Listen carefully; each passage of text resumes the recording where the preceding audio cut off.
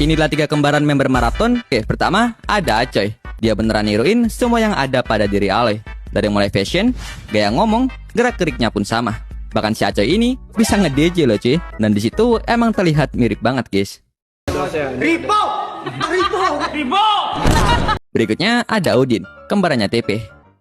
Ibadahku ya urusanku sama Tuhanku. Urusanmu sama Tuhanmu. Bisa dibilang ini TP versi gantengnya kali ya. Dan TP sendiri pun notice dan mengakui itu. Tapi jujur gantengan dia daripada aku. Dulu orang ini marah-marah dan gak mau banget dimiripin sama TP.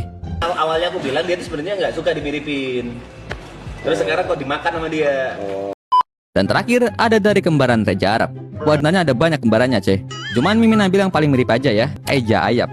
Menurut Mimin, ini orang paling mirip dan antara kembaran Reja Arab yang lain. Cynthia, Cynthia. Saking miripnya, ia sampai diundang ke acara TV bersama si Acoy. Bikin acara namanya mirip Ton.